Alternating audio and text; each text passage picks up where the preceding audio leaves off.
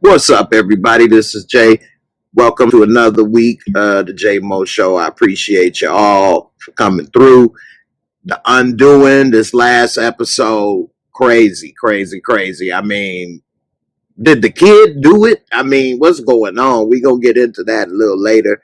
Also, this movie Underwater that I saw that just came out, released rather, on HBO with Christian Stewart and TJ Miller and some stuff. I'll talk a little bit about that later. And I got a special guest here going to join me tonight. And we're going to talk about some different topics and things as well for everybody. He's a YouTuber. His channel is CIGAR Talk, and I'm going to bring him on up. And hey, brother, how you doing? Pretty fair for a square, brother. How about yourself? Hey, I'm hanging in there, fighting with a short stick, but I'm still fighting. That's what counts. Yeah, that's what matters. Hey, that's right. But go ahead and tell everybody a little bit about your channel and what you got going on. Yeah, appreciate that. I host something called the Cigar Talk podcast, and I primarily broadcast on Facebook, and then I share the audio on YouTube. I also have audio available on Spotify and iTunes. I'm pretty much everywhere, man. And I cover topics that are meaningful to me, man. I'm kind of all over the place. A lot of the time I do like mental health related topics, like hypnotherapy. I did a episode with a doctor friend of mine. I've done a black business resource series with a bunch of other black professionals like myself that where we talk about the stigma around black owned businesses, and also did a separate episode where we shared like resources that up and coming black entrepreneurs can leverage to their advantage. I did a misogyny series with some friends of mine where we unpacked the whole how we kind of like nurture the idea of misogyny from a young age based on our conditioning. And I've been doing this for like 3 years. I've been pumping it pretty consistently through the COVID pandemic specifically, man. I must have put up like 50 videos and like consistently probably over the last 6 or 7 months, something like that. Wow. So we're having fun with it, and I appreciate all my supporters. So hey, no problem. You got some people over here thinking you I'll be sure over here, man. That's a good thing. Throwback moment over there. You know what I'm saying? If you want to see more of this, just find me at Cigar Talk Podcast on Instagram, baby. That's right. Right. I just posted your link to your channel as well. Thank you. In the comments. So I appreciate that. Go ahead and check it out if you all want to check it out. And also, let me get a couple of these comments. Hey, Sally, how you doing? Christian, what's up? How you doing? Says Whitney. Hey, Whitney, how you doing? I appreciate you all for coming through. Cocoa Butter, how you doing? Coco, what's up? Cash Money, everybody, what's good? Sally Ann, thank you so much for your support on the show. I appreciate it. And every little bit helps, to keep the show going, and also, reinvest, try to make a better show for everybody. So everybody, we appreciate it. And, I'm going to start helping to bring in a little more YouTubers and more people, and we can all grow together. So, we share the links, everybody can grow. We can all, build our own network, TV network, you know what I mean? Facts. So, hey. And remember, everybody, the more we make, the more we can give back. Hey, that's truth right there. That's truth. We always depending on somebody else to help out because they got all the money. But if we all make something happen, then we can do stuff with our money and our stuff going on. So, let's make it happen. Mm-hmm. Yeah, we got at least $1 trillion in the market out there. It's just, we decide how we use it, how we spend it, how do we invest it. Easy. Now, I do a mix up on Sundays. I don't really do too much heavy stuff on Sundays. Friday to Friday plus I do some Sunday. Some heavy topics. But so since I do it a little light before we get into talking about the undoing and underwater, I'm going to tell you now, we all have had to blow our nose or wipe our nose before. That's just something humans do. But what is the proper etiquette is what I want to know. You blow, and you're supposed to fold that part and then use the opposite part, I thought. Am I wrong? That was my understanding. That's how I was taught. Well, I got this video clip I'm gonna show right here, and you all tell me what you think of this clip right here. Obviously somebody missed it somewhere. So let's see. I'm gonna share this screen. Yeah. I done clicked on the wrong thing for a second. Hold on. All right, here we go. This is on Instagram. Now, this is Rudy Giuliani. That's the wrong thing right here. Hold on. Was this the same? Is this when he was leaking, or is this a separate thing? You got so many, I don't know. He got so many viral moments, man. Right. But here he go right here. He got to wipe his nose, and this is what he chose to do. So he wiping. That's the dirty side. Now that's the dirty side. Yeah. Now look, he folded. He folds it the other way. Oh no, he folded with the dirty side out. They put it in his mouth. Oh. He got booger lips. Booger lips. I know when they say when you a kid. Oh shit! He never got. Oh, he still like that sweet taste. Oh, everybody, natural Carmex. Everybody likes their own brand, you know. It's like smelling your own farts. Ooh,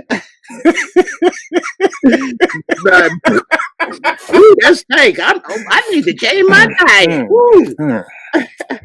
It's like that cocaine tastes good. I'm gonna mix with the boogers, man. Right. That was hilarious. You got people like CJ only blow their nose in the shower, mix it with the water, let it just run all down, moisturize his chest. Or if you build up enough steam, you can just close one nostril and go. Whoosh, right. And it'll go straight to the towel. You know, it's like when you're a little kid and you pee in the shower. It's like you don't think nothing of it. No. Like it's all going to the same place. For real, it all go down. It all go down. Lakeisha, you ain't like that. That ain't how you supposed to wipe your nose. I don't know. I mean, that's Rudy Giuliani. He would know, right? He know better than everybody else. I mean, he took down the American Italian mafia, man. So I guess he knows a thing or two about boogers and blowing his nose properly. You're right. You know? Shit. Yeah, that was gross. He wiped his nose with his own people at one point. Right. I got another one. It ain't a Rudy. Thankfully, it ain't no Rudy Duty. But man. Now we all be trying to put on now because of the pandemic. We may have lost how we get dressed and everything. You know, everybody used to get nice when they go out and stuff. And so now you may be slipping. And you may think you still got it going on. And this is one example I'm going to show you. Now, how should she act and how should this have been handled? Let's see. You out in the mall chilling, thinking you looking good. You ain't been out in a while, and this is how you looking. Her panties, she got it all up the crack of her butt. Between her, not her panties, her dress. And she didn't know. I let it play. Look and check it.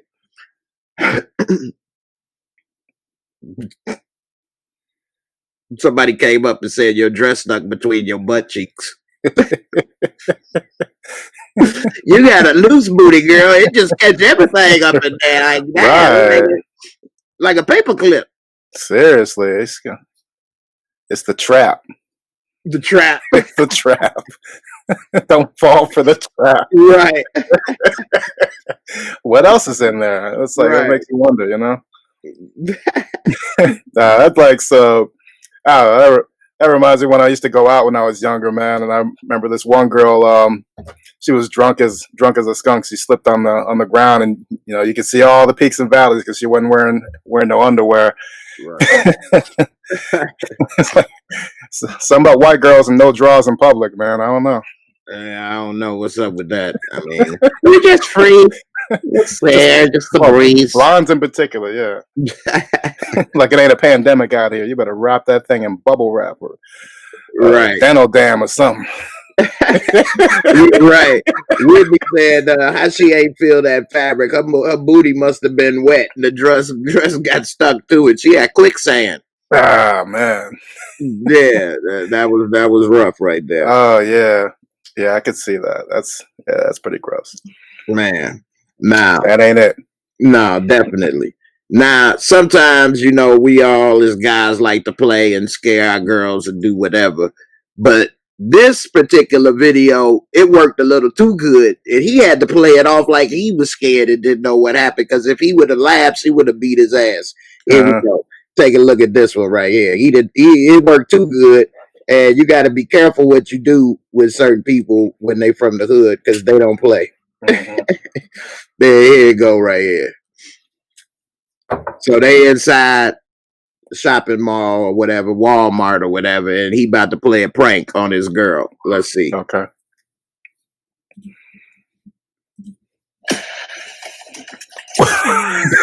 What the?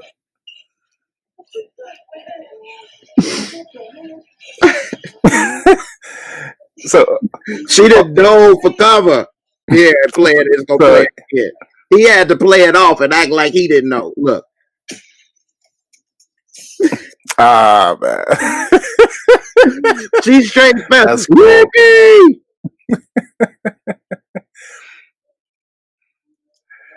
I've been seeing more videos like this of dudes just playing cruel tricks on their women. Like there's this one like this dude, I guess he's like an R&B singer or something, man. His girlfriend was asleep in the bed, and he brings this big old speaker onto the bed, and then he sings Maxwell into it and says, "You're late for work." This is loud as She got up, ran, thought she was late. Right. She's not only late, but she's pissed at him for bringing this big old amp up against her ear and waking her up that way. Right. Yeah, that's crazy. That's crazy. I mean, she stayed with him after that, so I guess he's doing something right. Hey. Gotta laugh. Something. He done made sure that she ain't had to punch in no time soon or something. Made her feel a little better. Yeah. Yeah. Now, this show that The Undoing on HBO. I'm talking about this last episode. Change it up for a second. So The Undoing, for those who aren't familiar, is a new show, a limited series on HBO.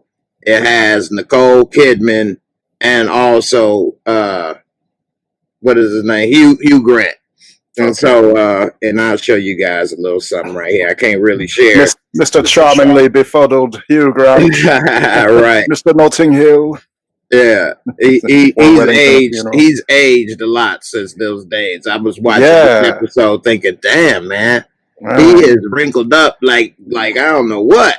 Shit. Looking like the queen out here. Right. He's more wrinkled than the cheap suit in his warehouse. It must be something about that Earl Grey tea, man. It's not kind to your skin or something. Right. It already got bad. It already kills your teeth. You see with the English people in their teeth. Man, they don't worry about the dentist too much. I know that much. They ain't got no turmeric or no whatchamacallit, no sea moss gel out there or nothing. It's just like maybe it's that fog, maybe it's the weather too, Man. They don't age well out there. Yeah, but this show right here, so for those who don't know, so they were married, and then eventually she finds out that he was cheating, and there was this woman that was entering their little circle or whatever, and find out that woman actually had a relationship with her husband. She had no idea that was going on, and then the woman is dead. So now they're trying to find out who did it. Was it her husband? Was it the woman's husband? They even got a footage of her walking down the street around the crime scene. So nobody knows who did it. But Hugh Grant, he fled, ran after everything happened. So he's the one that looks guilty. Now, this latest episode is really crazy, especially when you get to the end of it. And so let's see, we'll go down this latest episode. It shows that they got to the trial and everything going on, and so they're trying to help Hugh Grant get off, basically. And we kind of learn a little bit that he's a sociopath as well. And his parents, his mother even said, when his 4-year-old sister died, he didn't even act like nothing happened type stuff. And it was his fault that it happened. And, he act like nothing happened or whatever. So he is a sociopath in a way. And so okay. the very end, like the woman was a sculptor and she had a sculpting hammer, and that's her head was destroyed like into mush with a sculpting hammer. Brutal, right? And so they haven't been able to find this sculpting hammer. That's some passionate shit right there. Exactly. So they saying, and then she had a baby who was actually Hugh Grant's baby, but she was married to another dude, and he thought it was his baby. So it's a lot of mess and drama going on. Okay. And so then at the very end, they got a son, Hugh Grant, and what you call it? Got a son. Right, Nicole Kidman have a son. And so he's kind of trying to keep stuff together. He don't know. He trying to decide, is the dad guilty? He let something out this episode to his mom that he saw his dad with the woman talking when he went to the school one day, and that he kind of knew what was going on, but he didn't, like, they wasn't kissing or nothing, but like, you know, as an instinct, he knew they probably was doing something. And sloppy. Right. And dad saw him though and waved at him and smiled, like, and he said he kind of felt like he was helping if he didn't say nothing, like bro code. Man, what happened to Hugh Grant? He used to be so smooth, so suave. Well, that's what he kind of playing on though, because he's got that suave smoothness. So don't nobody know if he really did it. He got the wife falling back in love with him. Then she find out he full of it. Then she see this. Then she don't know that. He got the attorney thinking, man, you got that magical thing. You can make people believe anything, can't you? He's a doctor, but he was fired for 3 months ago for messing around with her because he's a children's doctor. Her son had children's cancer. He helps the child get better, and then he gives the mom a prescription of vitamin D. Right. And he gets fired, but he never told his wife he fired. Exactly. He been going to work every day as if he still has this job, but he don't work there. He's been lying to his wife and kid every day, leaving to go to work, coming home. He don't have a job. He's a liar. And so the shocking thing at the end of this episode is that she finds the missing hammer, the murder weapon, in her son's violin case. And the son kind of wake up in the bed and see her, and then they kind of lock eyes, and she like, right. So like, right. So you know what I'm saying? Now I'm wondering, did the son do it? Or is he trying to be on bro code and helping his dad hide the murder weapon? That reminds me of that J. Cole song, Never Told. You remember that song? Yeah. The end, his daddy was talking to him like, hey, man, men don't speak another man's business, now do they? All right. Yeah, you don't tell your mama everything. Okay, be a man then. That's true, though. But now you hiding the murder weapon, though. And you a kid. He's only like 12 or 13. You gonna have your 12, 13 year. If it was, we was all in it. Like you hiding the murder weapon of you murdered your mistress.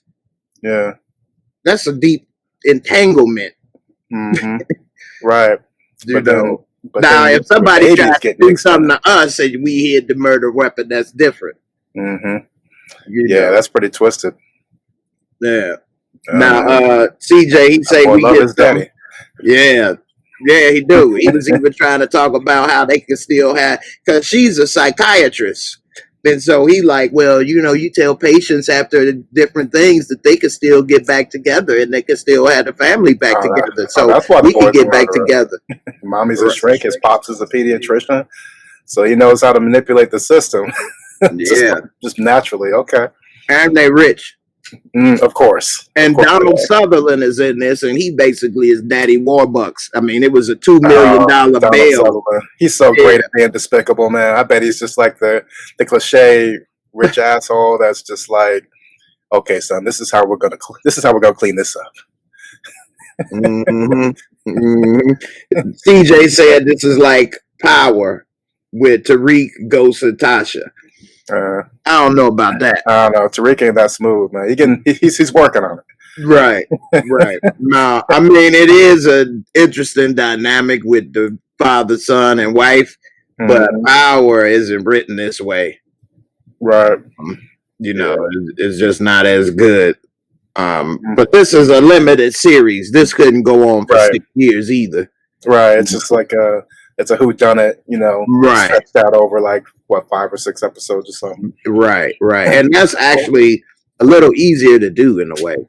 Yeah. I like miniseries, man, because like they stick to the story. They came there with a particular point they wanted to get across. They want to introduce you to these characters. They take their time with developing them because you get like 5 or 6 hours to really get to know them. And it has a beginning, middle, and an end. With a show like Power, that's like a serial, right? Like so much external, you know, things happen that change the course of the show as it gets more successful. And you can't wonder why shows like become, you know, you become less enchanted with the later, you know, version of the show than they did in the beginning, because it's a different show, you know, like the showrunners are more successful, you got a bigger audience, you constantly have to top yourselves, then you have to like make sure that none of the storylines get leaked, and then you may or may not have to make some course corrections there. Plus killing off people, then you losing talent. Right. Well, the talent, I was going to say, you know, sometimes actors fall out with the showrunners in the studios, or, you know, they have some personal situations come up, or, you know, somebody on set gets pregnant, then they try to write around it, you know, like what they did with Tasha's character in season 4. Like they did everything they could to hide Notori's pregnancy. So, you know, you see Tasha sitting down a lot and hiding behind a lot of tables and stuff like that for a lot of scenes, you know? Right. Yeah. It's true. That is a good point. So, you know, it's a lot that goes into doing that long term. Yeah. Now I'm should I be scared to watch this with my wife? You tell me. Nah. Unless you you got to be having some undoing that's about to be discovered. Not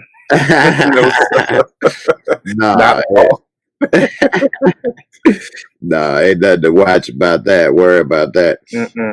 I did have another thing that I had set up, but for some reason I can't find it right now. I don't know what happened with it, but it's cool. Maybe I'll be able to. Nicole Kidman's getting more work lately. She's doing a lot of HBO stuff now. Yeah, definitely. Yeah, she kind of fell off the face of the earth for a little while after that divorce. Well, but she's still been working on it. She's just like not like Hollywood now, you know.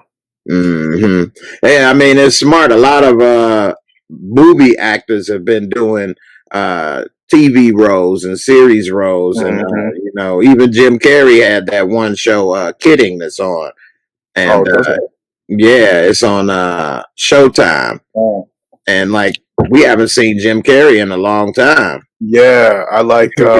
I just got reacquainted with Jim Carrey. I watched that Sonic the Hedgehog movie like a few weeks back, and I was like, "This is vintage Jim Carrey, man. He's just so in his bag. This is '90s Jim Carrey right here." I was there for it. I just found what I was looking for. So what made me think about that, what this article I'm about to bring up, is that you were saying about how the difficulties of making, you know, series for years, and sometimes even the actors have fallen outs and things. And so this is a story that just came out about Power that I was gonna do a video on, and it's about Omari Hardwick, and they're saying that Omari Hardwick, is accused of plotting to have Joseph Sikora removed from Power because he lost his job. And they say that he was arguing with fans on social media. So he's probably upset. They're saying in this article that he was fired, and he mad that Joseph Sikora, Tommy, still goes on. And they said that they talk about before a lot of stuff he got to do. Like this, of course, is his most successful thing. Right. Yeah, made his career. I mean, definitely. Yeah. They say Courtney Kemp right here spoke on her decision about what happened, and she said people aren't going to like me because it's over. She was saying about having Ghost get killed, and she's saying people wanted Ghost to have a happy ending, and you know, she just felt uncomfortable having had a character do so many horrible things and being so unrepentant and not having him get punished for it, which of course most people saw Ghost as repentant from episode 1. He Right. he wanted to But get out. She yeah, but sees him there are no good unrepentant. guys in power, though. You know? There wasn't any good guys, but he was repentant. He wanted to get out from the Yeah, first he episode. tried several times to get out Yeah, of the grief, man. and They he kept tried throwing to him back in. avoid doing horrible things. Sometimes it seems like she didn't watch the show. Yeah. Well, that's a weird thing because we know, like, so in listening to Courtney Kemp discuss the show, like, it's very close to her heart, obviously, because Ghost is modeled after her father. And every time she discusses Ghost and then her father, like, I wonder exactly um, how the relationship was, when he passed away. Because, like, this is an extension of yourself. You're putting you're putting yourself into these characters, and then you do, your leading man so dirty the way they did, and did that character so dirty. It makes me wonder, like, did she have like a like a tumultuous relationship with her father? Right. Yeah, And and she actually said in interviews that the show Tariq is actually her, and that Ghost is okay. actually her father. The relationship part, except for Mhm. the drug dealing and the killing part, Right. but the animosity, the tension, and different things, Mhm. the love, hate, Yeah, whatever. and his dapperness, Right. how he cared about his appearance and all that. Now this article is saying that. Now he was saying that and he has said this before, but during the press for Spell, he was saying that he had a different vision on how Ghost should die, similar to Hmm. Denzel on Man on Fire. Right. He, gave his life or whatever. And Hmm. then Joseph Sikora said, no, then I kill myself type stuff too.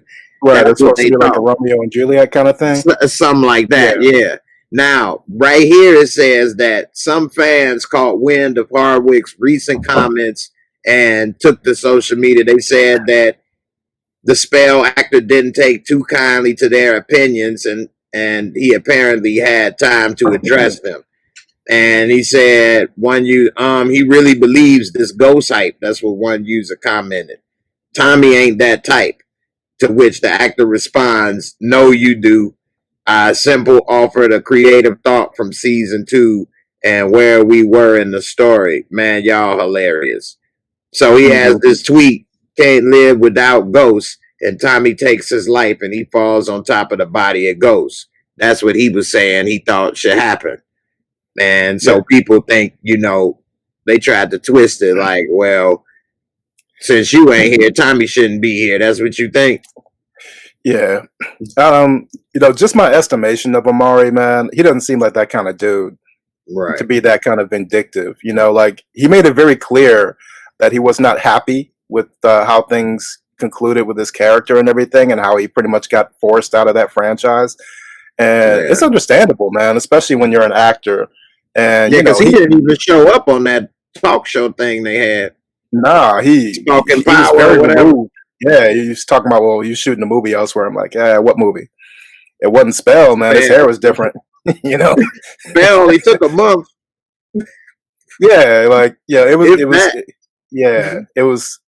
I think I'm sure they shot that stuff like way before the stuff had aired, or at least Amari's part anyway. But yeah, you could tell he wasn't very pleased with that whole thing. He wasn't displeased enough to be a complete hater, but you could tell he didn't really like want to support it, but so much either. It was pretty obvious. Yeah, they people like to try to get stuff going on Instagram too. Like they tried to have him going back and forth, and they saying, "Boy, bye! Don't be trying, boy, bye! Don't be trying to put your side no yaga. You can't come back." Yeah, that's another thing I appreciate about Amari, man. He got time for the haters, man. He'll clap back at you. Now I He'll do give you a few got. bars. Oh, it's showing that my camera is off. I didn't even know that. Hold on. I thought you were like lighting a bliggity or something. You just wanted to be off camera. Nah. Do that before and after. Attaboy. Louisiana boy, what's up? You say if I were to make my own series, I wouldn't kill off my main character. I mean, yeah, I mean that's the traditional way, but they've been flipping it and have had some success, like Game of Thrones. Mm-hmm. Now, actually, yeah, but now Louisiana boy, you got a really good point that I'm gonna bring up, and I'm gonna mention this while I'm pulling this article up.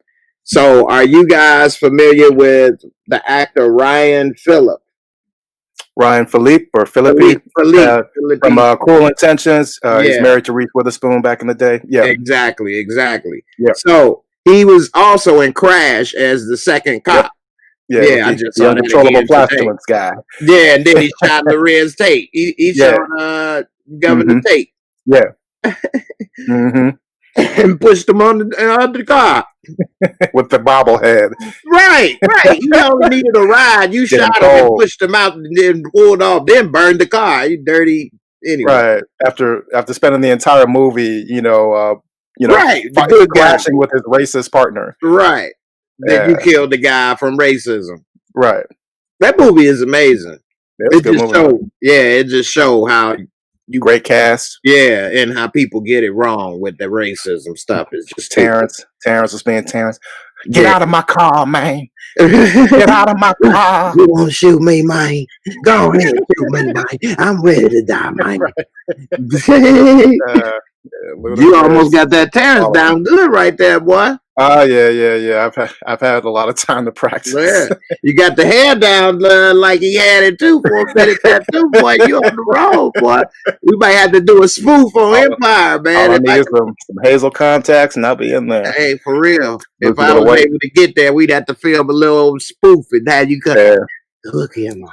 Yeah, I might be able to be passable. Like he's from Cleveland too, isn't he? I'm not sure where he's from. I think he's from Cleveland. I'm in Cleveland. Right. So that's interesting. But yeah. I mean, I grew up watching these movies, man. And what's up, man? Look here, man. So Ryan Philippe, he was about to be in this new show. Okay. And they've been promoting, hey, watch this new show, this, that, and the other. Come see the show. And then the next thing you know, he get killed in the very first episode of this new show. The first episode. I'm trying to find, let's see, here's his credits. Yeah, these shows, man, they get too caught up in trying to subvert expectations to the point where they just write I think it's with Big Sky. It's the show Big Sky. Yeah. Okay.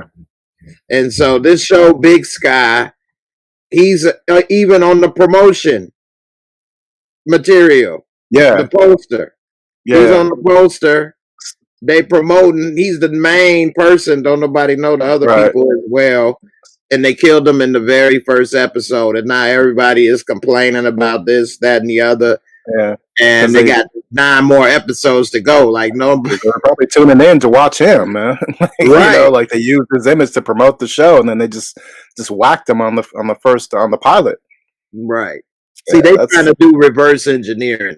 So you're so mad that happened, you want to watch the rest of the show to see who did it. People are too people, generally speaking, people are more fickle these days. They might be mad enough just to stop watching the show in some cases, but right now I'll give it a 50-50 shot because people are so desperate for new content with the shooting and everything slowing down. Some new content, it's few and far in between, and next year isn't going to be much better. So I don't know, we'll see. But they should have did what Game of Thrones did when they killed off of Sean Bean's character. At least they waited to the end of the season. You know, it was it was more dramatic too. Yeah, because you got acquainted with that character, you had a relationship with that character, and you weren't expecting what happened to happen. And then you're like, okay, this is not like other shows. Like nobody's safe. Yeah, I'll check out season 2. Okay, and they also benefited from being the first ones to do it. Also, you know, now you can't try to do it because everybody gonna say you trying to be like Game of Thrones or whatever the case. Yeah, well, everybody wants to kill their leading man, whether it's Breaking Bad or Game of Thrones or Power Now, 24. They killing Jack Bauer. They'd kill him and bring him back to life and kill him again and bring him back to life. Oh, that's what they did with Jack Bauer. I didn't know they killed him and brought him back to life. Oh man, they made a mockery of his mortality through that show. I love that show, by the way. But in the second season, my dad loved 24. Yeah, I was a huge fan. Queefer Sutherland. Yeah, Donald's boy. Right.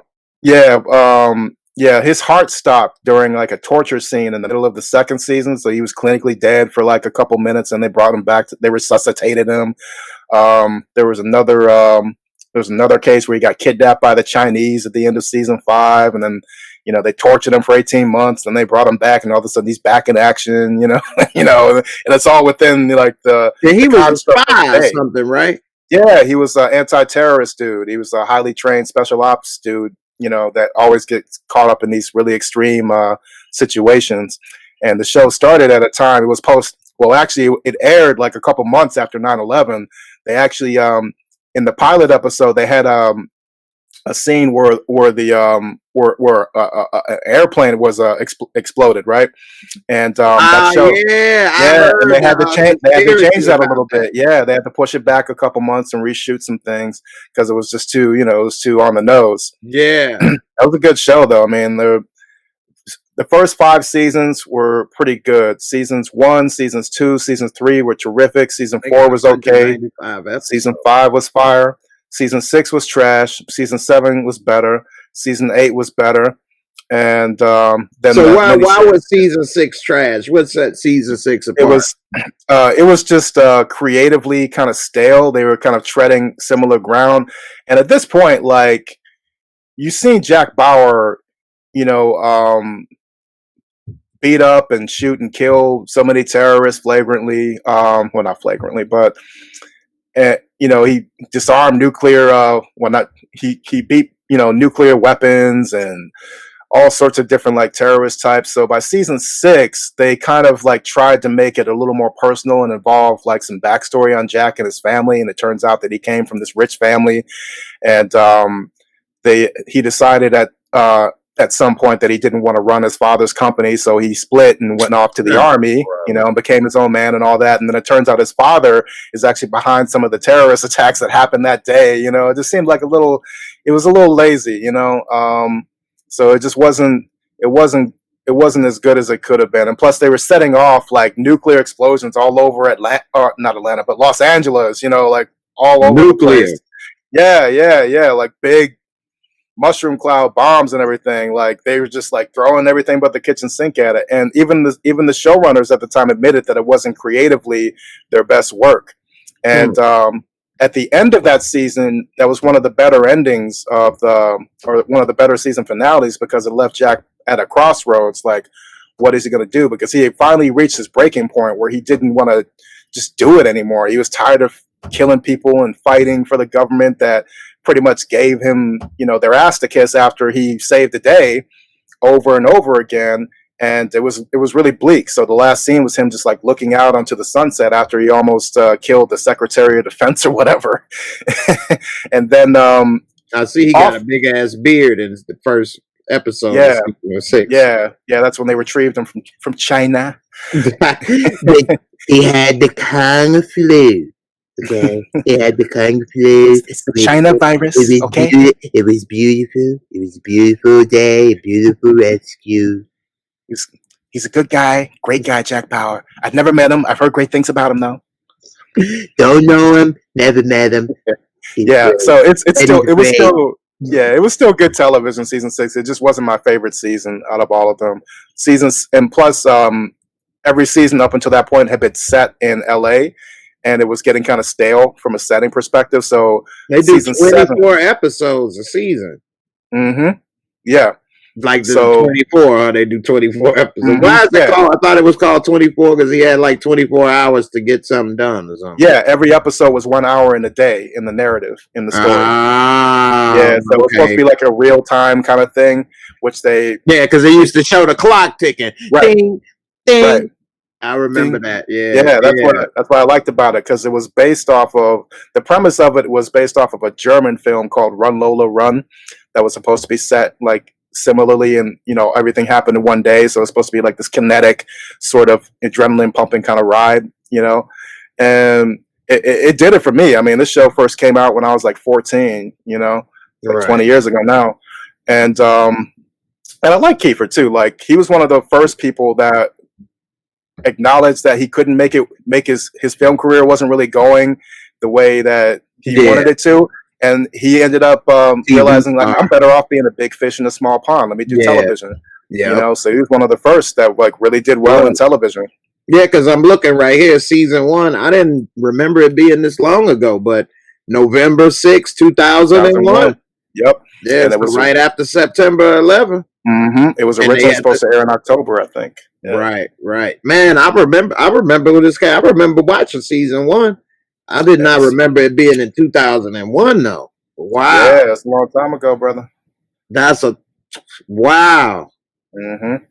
Oh, my goodness. I'm getting old, man. And you know what? Like, it's still a show I enjoy going back to from time to time. Mm-hmm. I just like how intense, Kiefer was as Jack Bauer. Right. Like, I mean, I'm a veterinarian. I can't sew up a gunshot wound. We don't have time for that. It's like MacGyver type stuff. MacGruber. I like MacGruber. Have you ever seen MacGruber? Oh my God, it's a spoof. Will Arnett from Saturday Night Live. He plays MacGruber. Oh my goodness. And Ryan Phillippe is in it. No kidding. Oh my God, that movie is so funny. And I like that type of humor and stuff. I mean, like, it's crazy. I mean, it's the best sex scene I ever seen in any movie is in MacGruber. Okay? If you all have not seen this, you may even want to go on YouTube and Google the sex scene. I might even go ahead and do it, and I might just have to put an image up. And if you all ain't watching it live, you gonna miss out. You're just gonna miss out. I might go ahead and put that up in the second. Y'all need to tap in when Jay goes live. Hey, you got to be here live, or you gonna miss it. Mm-hmm. But while I'm pulling this up, I'm gonna go ahead and lay it out for you about what it's about. Mm-hmm. So, of course, we all have heard of MacGyver. Mm-hmm. So, and MacGruber, it's a spoof on MacGyver. So he dumb. He can't get stuff right. You know what I mean? MacGyver can make something with duct tape, this and that. He tries, but he always right. Like his idea of a distraction was he pulled his pants down, got butt naked, put some celery up his butt, and then just like wobbled in front, like, go, and all the guys with guns was like, what the fuck? And he like, get him. He like, see, that distraction worked. So that's what I'm saying. It's crazy. And Ryan Phillip, like, man, you crazy, man. That ain't work. But by the end, he had a piece of celery up his ass too, trying to do the damn thing. And then he was like, gave him the nod, like, that shit worked. Right. Yeah. So MacGruber is crazy. Let's see. But so his wife got killed when so backing up, Val Kilmer is in it as the bad guy, and excellent, right, and so his name is Val Cunt. Kilmer don't give a fuck. Right, his name is Cunt.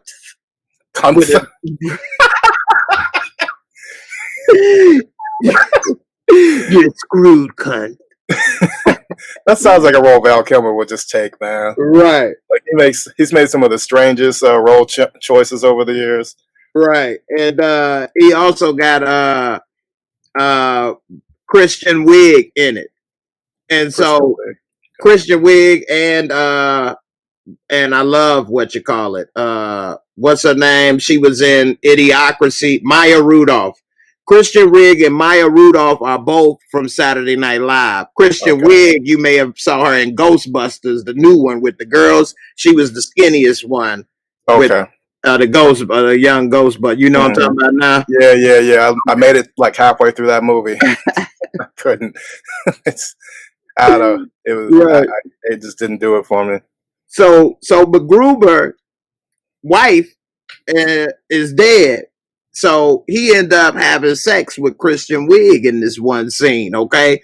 And I mean, it's the worst sex scene ever as far as they talk about some, I'm gonna blow. And she, ooh. I mean, it's the worst. Sound like Blank It's so Man. bad it's funny. And so as soon as he done, he like, I gotta go. It just like, I mean, as soon as he done, I'm sorry, I gotta go. And he run and leave, right? And so next thing you know, we see right, the literal cut and run. Yeah, so he the did next the, thing the we see, Michael Keaton Batman. right? You know what I'm saying? I gotta go. Wake up, he upside down swinging or whatever. The old fucking run. Right. You know what I'm saying? Yeah. So the next scene in MacGruber, and I've seen MacGruber at least 25, 30 times. It comes on all the time. I watch it every time. I keep laughing at this stupid movie. Yeah. So he's in the cemetery and he's at his wife's funeral, you know, her plot. And he's talking to the grave plot and he's saying, I'm sorry, I couldn't do it. I shouldn't have did it, this and that. And then you could see somebody in the cemetery like a yardsman, and we looking from his point of view, we see him sitting there saying this stuff. Then we cut to MacGruber's point of view, and he's actually talking to his wife. She's in her wedding dress. He's talking to her ghost. Next thing you know, he's hitting it. But we see the worker's point of view. This dude got his pants around his ankles, booty out, and they show his ass. I mean, he got he getting tanned, and he got the paleness. I mean, it look horrible. And he's sitting there like he's really hitting that, like tearing it up, except it's nothing there. But then we see her, and he's banging the ghost of his wife, just tearing that up, the ghost coochie. And it's just crazy. I'm about to show y'all. Y'all get a glimpse of this right here. The ghost and Angie, huh? I'm not gonna play it with the sound though. I know you did. I pretty much told you what is about to happen anyway. But look at this. This is crazy. Yeah. I'm amazed they have this on YouTube. That wig, man. And he made Kristen Wiig dress like him. Now they go to Ghost. Okay. Nice little silhouette. Right. He a damn fool. This movie, they stupid, man. Stupid. He telling her he's sorry he didn't cheated on her. She like, don't worry about it. It's all good. Hey. Now he about to tear that ghost coochie up. He about to knock the dust off of it, literally. Look at here. Look at the gardener. He like, man, look at dude. And he ain't stop him though. He like, California. Right. It's like, this is why they lock up cemeteries at night, because of shit like this. Right. For real. This dude is crazy, man. So that's MacGruber right there. If y'all ain't seen it, y'all want a good laugh. MacGruber got so many damn laughs. I mean, y'all be on the flow. Looks like he's just trying to walk into her. It's like it doesn't even look like she's up on nothing. He's just standing there and poking her belly button or something. Right. Yeah, MacGruber's a mess, man. So, I love that damn movie. I gotta check that out. Yeah. Now another movie that I was gonna talk about tonight. And then after I talk about this movie, I'm gonna put up the link if you all want to join, talk with us. You're more than welcome to. And I'm gonna put up the link in just a second. That's right. And this movie is called Underwater. Now, this movie was actually made 3 years ago, but because it was with 20th Century Fox Studios, it was shelved because they were in the process of selling to Disney. Yeah, exactly. And so this movie doesn't have that much character development and is not the best, but it kind of gave me a feeling of watching Cloverfield. Okay. It has Kristen Stewart. They underwater at this type of underwater type subterranean base. Kind of looks like the Abyss. Exactly. They have some type of earthquake. Oh, by the way, the only black dude, of course, he gonna die in the first 10 minutes. Oh yeah. But anyway, You know, he couldn't swim, but he was underwater.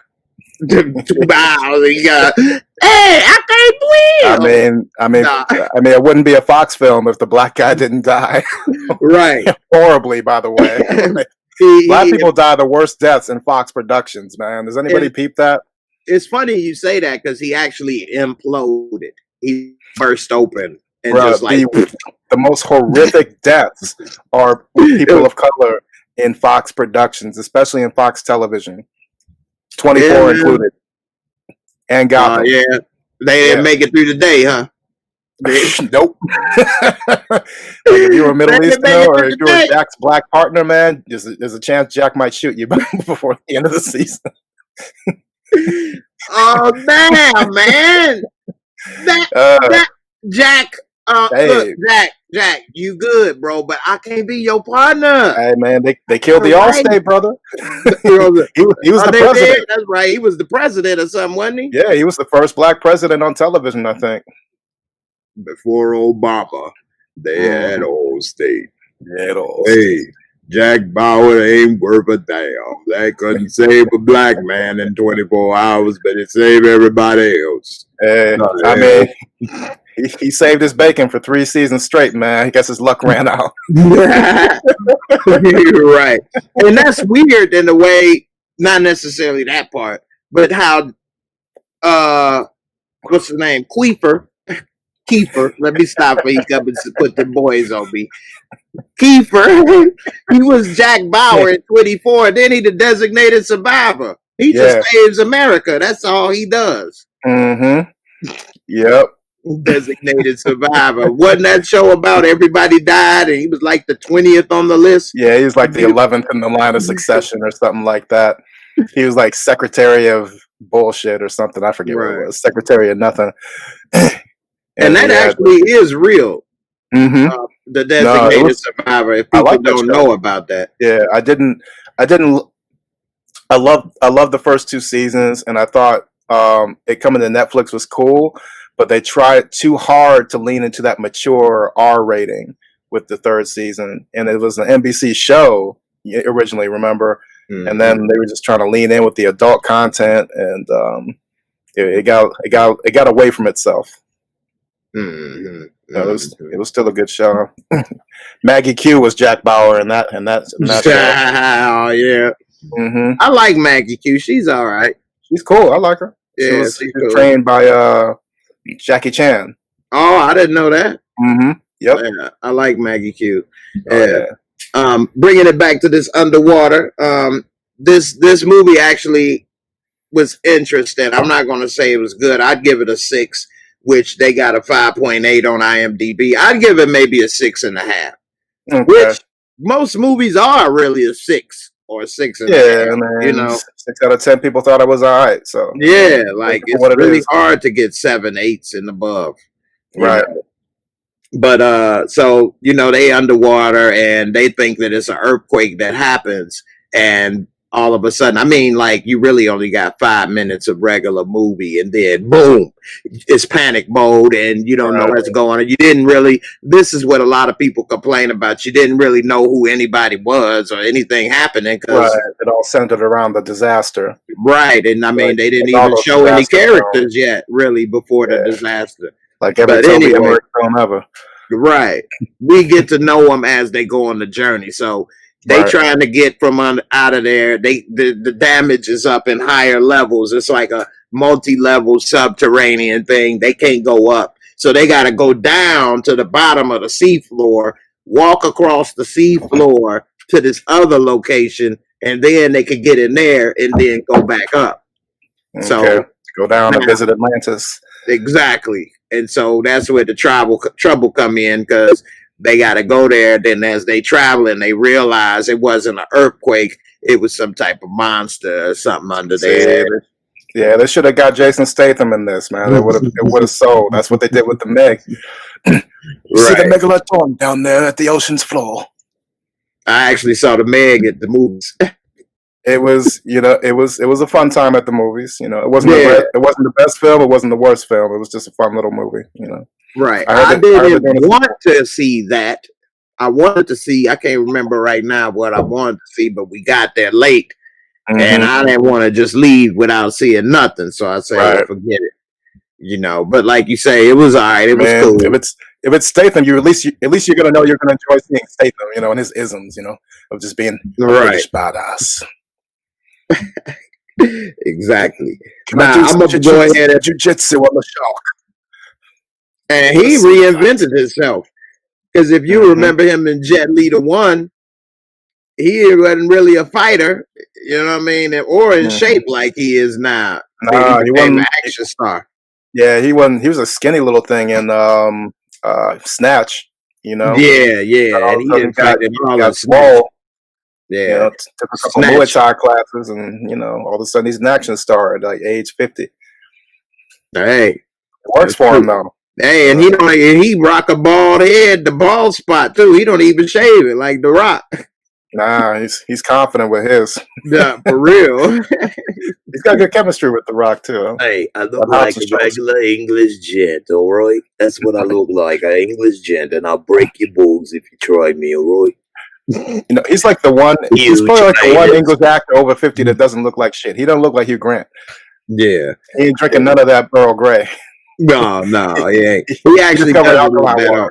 Right. He had looked so old at a young age that he kind of blended it in, I guess. Right. CJ talking about War. He did do a good job in War with Jet Li. I didn't see that one. Oh yeah, that was pretty good. That's with Jet Li and Jet Li's another one that looks older than he is now. Yeah, Jet Li looks real old now. Yeah, he looks well. He had health issues, I think, too. Yeah, I think he did. Yeah, that's a good point. But yeah, he's aged. I put the link in the description box if you all want to join up. You're more than welcome to. Appreciate you. If not, you know, so more than welcome. We ain't gonna keep y'all here all night. If that's don't the be case, scared, y'all. Come on in. Yeah, that's what's up. You know, we can talk about cigars. Tell some people about some of your favorite cigars, your stogies you like. Well, let's see. What am I'm smoking on something called a Maduro tonight. It's a 10th anniversary limited edition. I like. Here's the. My dad is a big cigar guy. I just like White Owl, regular. Okay, no swishes. Not used to, but that was back in the day. If my cigars come $2 for $1, I'm happy. Yeah, I feel you.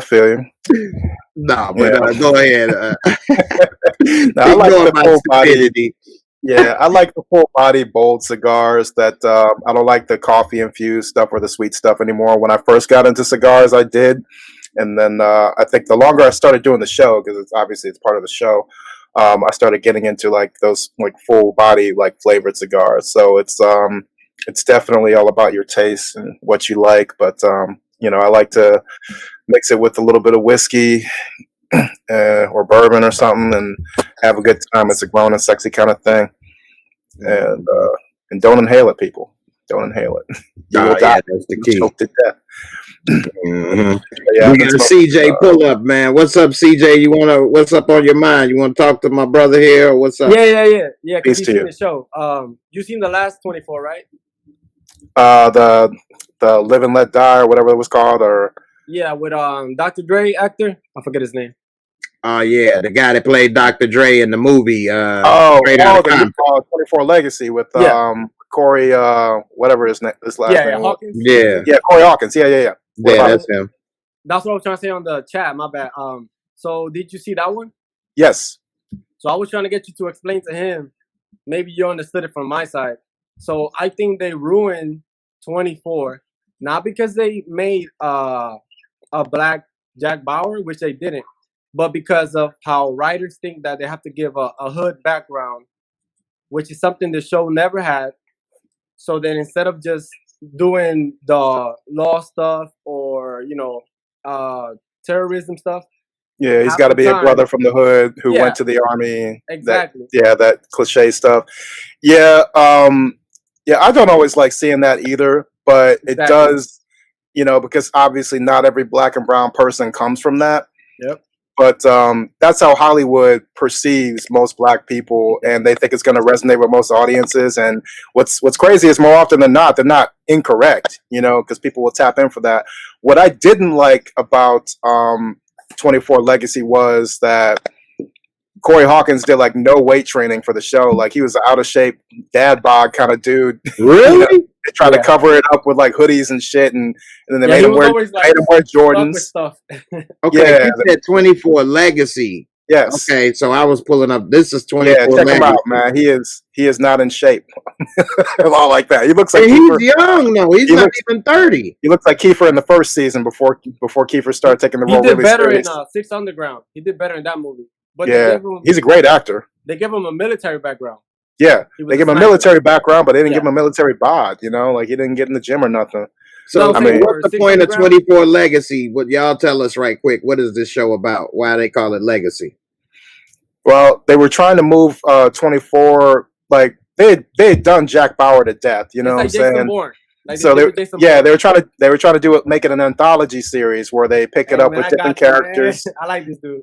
Yeah, and introduce new characters, but also kind of tether it to the original series by peppering in some old characters like Tony Almeida and them. Yep. And it was cool. It just didn't work at the end of the day. You know, they tried it as like a limited series. I think they only did like 12 episodes. They introduced the world to Anna Diop. Anna Diop is a beautiful Senegalese. I'm not even sure I'm saying that right, but she's from Senegal. She's a beautiful, dark-skinned woman who played his wife, and she's on the show Titans now. But I don't want to cut you off. Yeah, she's fine.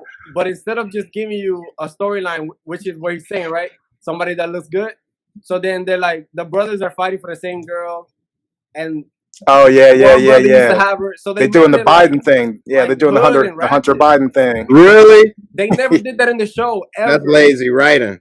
It was never, the show was never like that. Yeah, because she was with the brother who was like a drug lord or something. He's a street dude, and then she left the brother for the straight. The straightish, character, Corey Hawkins' character, because he was like the military dude. Yeah, it wasn't that compelling, man. Like I wish they'd have done better. So they canceled it after one season. Yeah, it was done after. Yeah, it was not. Yeah, it was not. People weren't watching it all like that. I mean, I checked it out because I'm a hardcore. Gave it more time. Or what? Nah, they should have. Nah, it is what it is, man. It's a one and done, and they could have. I don't know. I've been wanting to say this. Smith in here. I've been wanting to explain it to Jay, but it's good that you saw it and you kind of understand my side too. Absolutely. Like I'm a hardcore 24 fan. Even when it was not so great, I still checked it out because I want it to be good. But and they were going to do a 24 movie at one point, but they could never get it off. They did one before. Well, yeah, they did the TV movie or real movie. It was a TV thing. It was like it served as a bridge between season 6 and 7, the trash season and the better season. And it wasn't that great either. The movie. I liked the movie, man. Jack was out in Africa shooting black folks. Like just like Fox. He was on safari. You know how Fox do? Like let's just lean into it. Let's just go straight to Africa and start killing black people. Like, but season 7 started crazy. Season 7 was dope, man, because they moved it to DC. Like one of his partners, basically, like episode 1.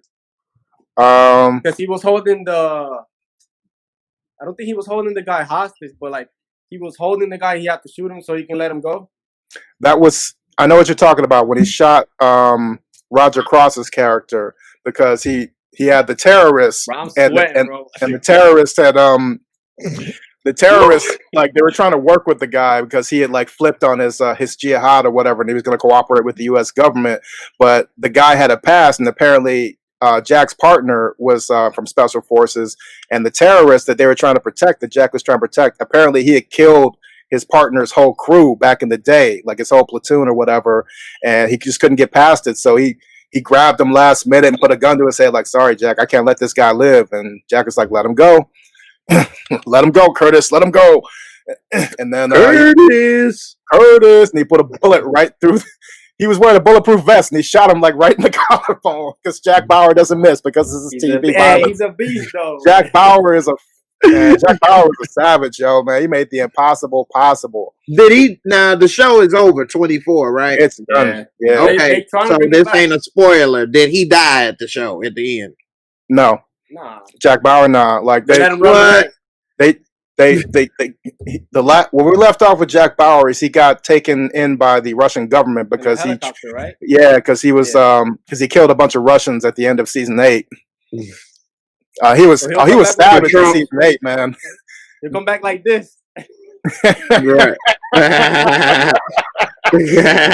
Then Jack So, Bauer, yeah, so they didn't he leave it with him just he ended captured up by the in Russians and and that's for a it, few did they? episodes after that. Hmm? They didn't leave Jack Bauer just in the Russian hands and that's the end of the show, right? No, that was it. Get They out of they here. they flew him out to Moscow and they left it open ended. Yeah, And I they did think that. They did that before with China too. Just And they in Mhm. got him case they back. bring the show back, just then in we case, can but have something. yeah, Huh? but Kiefer at that point was like in his 50s, and he's like, "Man, my bones are creaking, man. I can't keep doing And then this." he got his Running this show he got around. now. So Yeah. He got So what? he got the show he got now. What show is that? Designated Survivor. that shit got canceled though, I didn't was it? Oh, about the to show say he that's got. Yeah. old. Yeah, that shit is done. But it's Net- still in talks to come back. It always is though. Netflix forked that up. But the Yeah. climate though, is the climate gonna allow it? That's the problem. Look at what happened with Chicago PD. What happened Mhm. with Chicago PD? Y'all watch Chicago PD? Canceled it. I didn't watch that. I don't watch that. All right, so I'm I gonna know tell you. somebody that has something to do with it, but I don't watch it. What It's happened? basically just a cop show, right? So normally you have one black guy in the main cast, right? In the unit. Right. And so Box normally checked. he's just a black dude in Chicago that has to deal with like, oh, but are you a cop or are you black, right? The back and forth.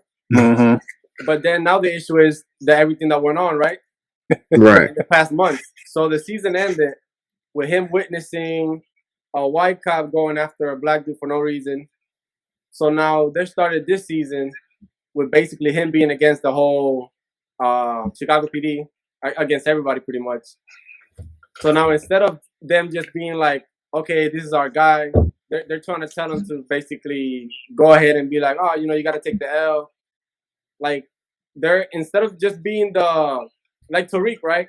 How we always thought he wasn't really a good actor. Right. So now because of everything that happened, they're giving the one black actor, like the show is his now pretty much. And this is for Chicago PD. Yeah. Okay. And So it's with Dick Wolf, the same person that does Law and Order. Law and Order. Dick Wolf is still alive. How old is Dick Wolf? Old as hell. But hey, is it this Chicago PD breaking the 102. code of silence or the I can't regular see that. Chicago? That's small as hell. Is it breaking the code of silence, Chicago PD, or Chicago? Oh, that's just the episode. All right. Yeah, that's the episode title. But Yeah. like SBU did something with the main actress, right? One of the highest paid ever, one of the longest TV shows run ever. Yeah, it's like 20 odd The last seasons. episode, they made her basically say that she maybe wasn't aware of her bias, of maybe thinking a little racist and stuff. So for 22 years, All right, so there was social commentary that they just shoehorned in there yeah, pretty much because what I'm of the saying. Like, times. Yeah, well, that's what Law and Order is, yeah. Like they're always like reflective of the times, and they rip things straight from the headlines. But I grew up in Puerto Rico. I didn't even speak English. I grew up watching her and watching the show and stuff. So now because something happened a few months ago, now all of a sudden she's been racist the whole time. Like, that's crazy to me. Yeah, that's messed up. Yeah. She was raised in Illinois. I'm sweating. The black character are you talking about is Leroyce Hawkins? Kevin I know his Atwater? name. His character name is Atwell. Yeah, Atwater, Kevin Atwater. Atwater, yeah. So This he's is not really he's not that good of an actor, which is fine, right? You let him grow. Same thing with Tariq. You let him, you build him up. So Right. he's normally in the back, right? This So the he's guy not right fucking- here? Yeah, He looked like a goon. he's a big dude. Yeah, he's jacked. So now yeah. he's playing like a victim, right? Because of the times. But he's too big. Like, it just He's a victim. Huh? Yeah, I don't get that. I don't watch the show, so I Like- don't know. But to see him as a victim, yeah, Yeah, it's like Exactly. seeing See, The you haven't Rock even as a seen the victim. show. Like right. The Rock can never be a victim. No, He's too big. Sam, yeah, it had to be some extraordinary situation. I wonder how the actor felt about that. Let's see his credits. He's done Nothing. a lot of Chicago PD, Chicago Med. So Which he means works nothing. all of He's saying Chicago. But all man. of these shows are connected. PD, Med, and Fire, Yeah. right? He Hey, only has Chicago PD basically. It's he's just getting the universe. consistent paper though. I ain't mad at that. Because my sister, she does casting for Mhm. Chicago Med and PD and stuff. Okay. She actually had me gonna be do a read for Chicago Med a couple years ago.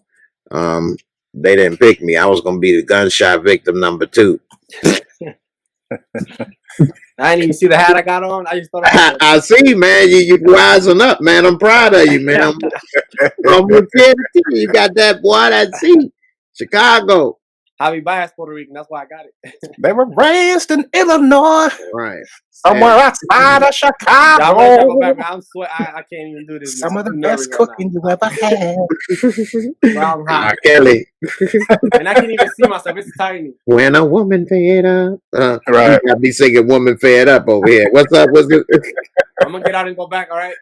I appreciate Right, man, you. you ain't gotta leave. Let me see them crunch berries, man. You get that boy them crunch berries yet?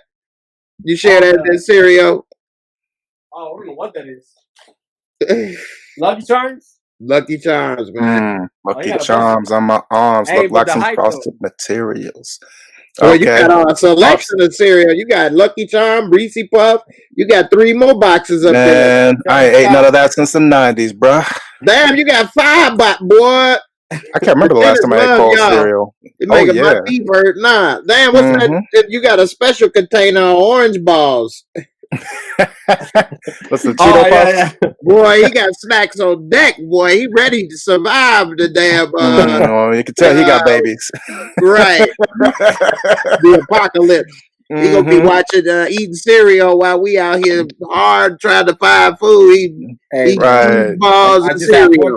You ready for Cloverfield 4? Right. All right, CJ. I appreciate you coming through, man. Appreciate you, brother. Taking so much time. Nah, man, you good, man. You're good. Yeah, you all good, man. Hey, appreciate you coming through. You guys, that's good conversation. That's what we here talk movies, TV shows, whatever else, come to mind. We see Louisiana Boy For Life is solid. The new season 2 just started.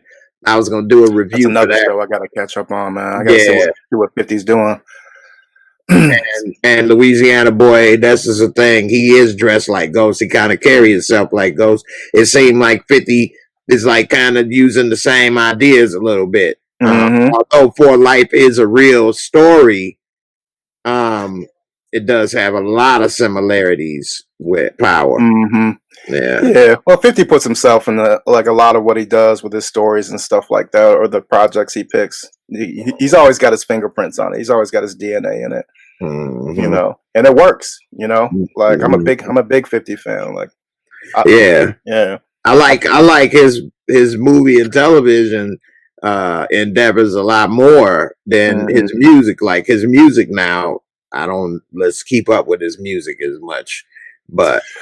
I grew up on this music, so I got a different connection to it. But now, you still keeping up with his current music? He doesn't have any current music, man. He hasn't been focused on music since Power took off, man. He did that. He goes where the money takes him. He did that song with Tekashi. He does. I didn't know that. Yeah, he did a song with Tekashi because it was the video he did for it too. He played it on Power. I bet he buried that as quickly as possible, man. I didn't even hear about that. He must have suppressed the hell out of that. Out of that joint. It wasn't that great. Hey, man, take it down, man. Take it down. Hey, man. Hey, we gonna take that down, man. This dude is crazy, man. He's a snitch. I can't be with snitches. And man, I called him my son in the beginning, man. That's his mama's child now, man. I do him like my real son, man. I just get the check. They don't make dollars and doesn't make sense, baby. Right. Yeah. Hey, Savannah checking in on Facebook. I appreciate you, sis. Thanks for coming through with the support. Yeah, you've been with us since the beginning, I think. Yeah, definitely. Appreciate you. That's love. And before we get up out of here, I'm gonna give you guys one more chance if you all want to give a shout out or talk about something or whatever. I'm gonna give you one more chance, just like I gave Breeze. Give you one more. That's it. But hey, if you don't come and you don't use that one chance, then I guess I gotta.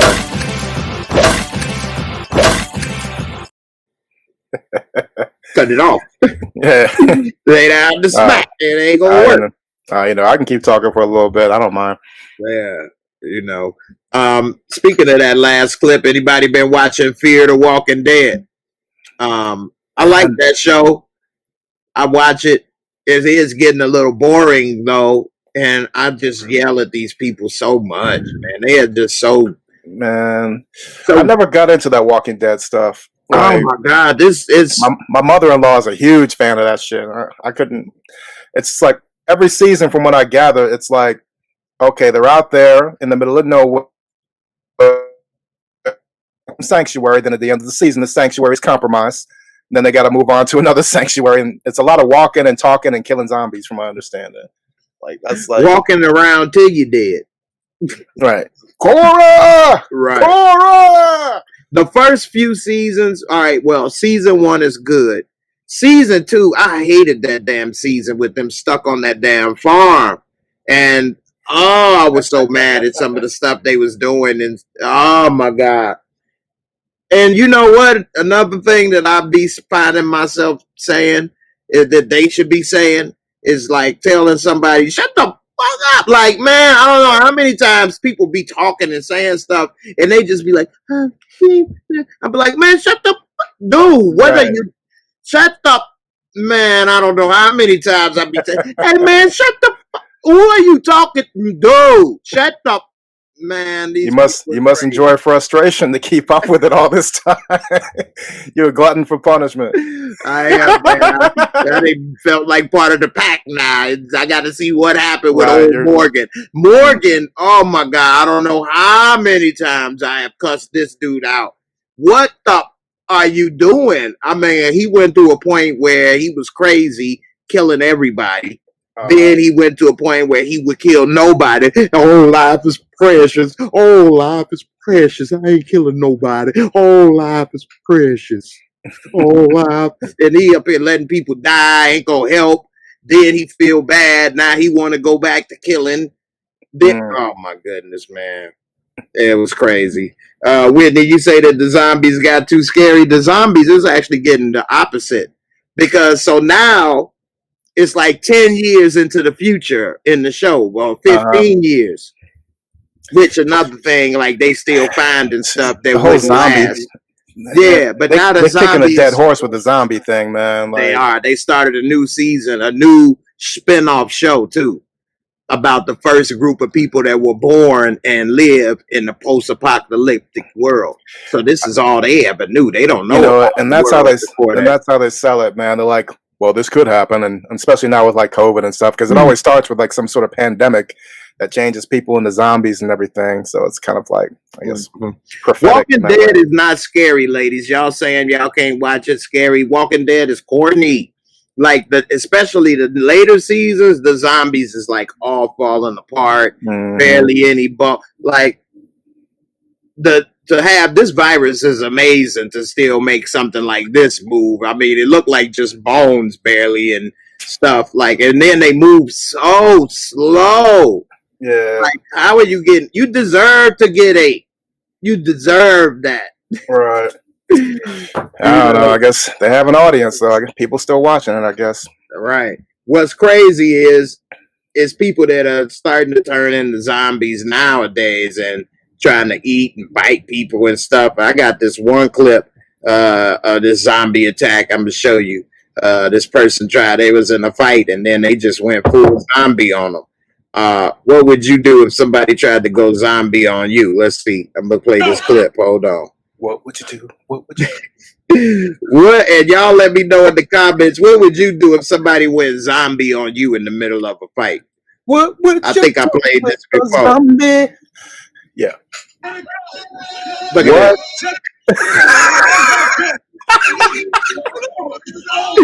it just go belly box. We just go, I'm about to eat your belly up. Oh, man. And I think that's 2 women. Yeah. It looks like it. And she's just kind of taking it, too, for a hot minute. Because he was biting them with no teeth. Still, man, don't put your mouth belly bite. Look at all that gut in that mouth. Man. And that was the move to get you to stop. Man, that's like that's probably the incubator for the virus right there. Is that belly? I eat your chillings. Right. Talk about fat backs. Baby. About some let her go. Before say them ain't zombies, them just crackheads. Right. People are fried out here. Right. They need help. Get these people help, please. For real. Help For and real. compassion is what we need in the world. Because like it's stuff like that is why studios Get in my belly. yeah, like we all gotta be from the hood, we all gotta be, crackheads or whatever, or drug dealers, it's just tropes and stereotypes. Mhm. Definitely. I mean, I get it, but let's get original. Right. Now that's what I was going. Another thing I'll bring up now. One thing that I do like on Netflix. What is the name of that Monday? What is it called? Let me see.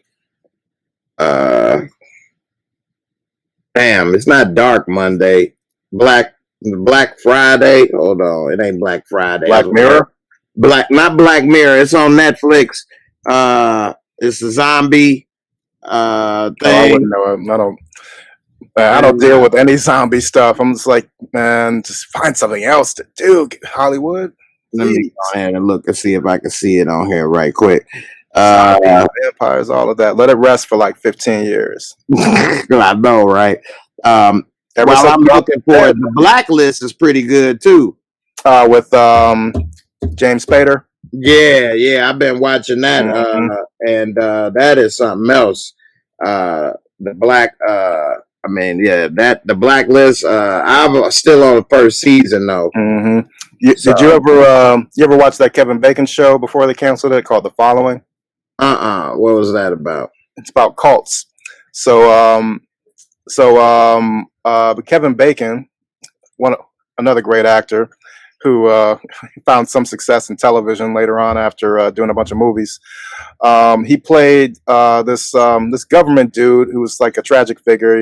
In the first season, he was just like a depressed alcoholic, and he had lost, his wife and everything. And he got roped into this whole. He's like an expert in like cults, I guess, And he headed up like a cult task force, and there was this English dude played by the guy from Altered Carbon. I can't remember his name, but anyway, he was like the cult leader, and they did so much extreme stuff and like shook up like the government, and it was Kevin Bacon's job to like bring them to justice. And they had 2 really great seasons. In season 3, they got a little. It felt like they were trying to kick a dead horse with like the same storylines and everything. And they canceled it after the 3rd season, which was kind of unfortunate because they brought Michael Ealy in, the actor. I like Michael Ealy. Yeah, he's good at playing a sick, scary person. Yeah, because he kind of doesn't look like it, but then he got a calmness about him that you may like, something is up with this dude. Right. He has a really intense gawk about him. Yeah. And he done been with all the finest women in Hollywood, I bet he has. Hey, Holly Bear, all of them he done been in the role with. But anyway. Okay, he's like on film. I'm not saying behind film. I don't know what he did off camera. I was going to say, on camera. Yeah, on camera is leading ladies. Ladies is impeccable. Mm-hmm. Yeah, he had them all. He had, but he just had to be a sick. He got to dangle some babies out some windows or be a psychopath killer or whatever. Right. Did you see the movie with him and Megan Good and what's his name? He don't age that bad either for a white guy, especially. And his son is in The Boys. We're talking about Dennis Huey is his son, Dennis Quaid. Did you see that in the house? And they bought the house from Dennis Quaid, and he was like had a secret entrance in the house, and he was terrorizing them and all kinds of. Oh man, that was good. And him and Megan Good, Michael Ealy and Megan Good, and Dennis. Man, that's a good movie. I'm gonna pull that up in a second.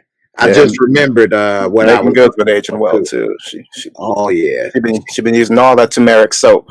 Megan Good aged to good. Mm-hmm. Right. The show I was trying to think of was Black Summer on Netflix. This is the best zombie that I've seen. It's realistic. It's fast paced. You feel like these zombies really coming for you. Like you really feel the terror of like they gonna get you. Okay, none of that fast motion BS that they do in all the other shows. Right, right. And none of that slow stuff. People are real. Like people, like women, like, hey, I'll suck your thing if you let me get a ride. Like people would be saying and doing anything to make it. Like in Walking Dead, the show, ain't nobody even having sex barely, let alone I'll do this and that to survive. Like women would be saying and doing stuff. Yeah. Like, you know, they all politically correct in the apocalypse. Like, it's the apocalypse. Wouldn't nobody give a damn? You try to live. It's some girls in Black Summer giving it up for food and safety. That's a woman's weapon sometimes, you know, that they can use. And then you see how people get manipulated, the government. One of the hero of this show is actually a Black dude. The main dude, which in The Walking Dead, every Black dude they come across is scared or weak, and you need Rick or somebody to save them. The worst deaths ever, like everybody. Yeah, and they in Atlanta, so ain't no brothers in Atlanta that's worth a damn that can fight. Come on, right? I can see if there was in New Hampshire. Oh man, they in Atlanta, man. Next season, they better go to Tyler Perry's studio or something. For real. And hide out there. Have Medea come. Oh, hell no. We gonna play grip ball with these zombies. No, call the law. Call the popo ho. Call the popo ho. It's an apocalypse up in here. I got Uncle Clifford. Uncle Clifford got my side. Medea dial 911. She thought she hit dial 919. Right. 919. Did Lady V say she wanted to hop in? I saw a comment pop up. Lady V was just saying, hey, what's up? What's up? I saw a comment that said guest in chat. I wasn't sure what that meant.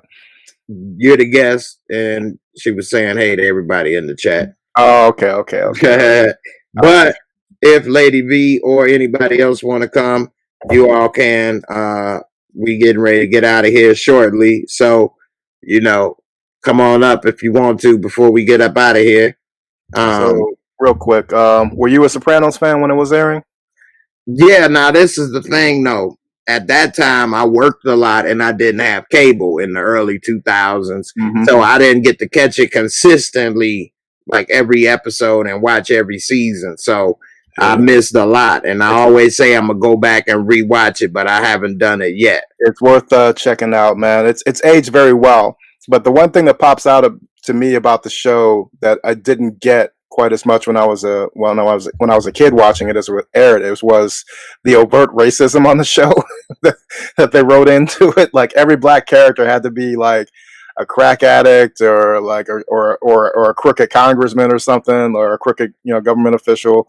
Like you could tell like this is how like the American mob saw Black people, and they were just trying to like bring it to life on screen and everything.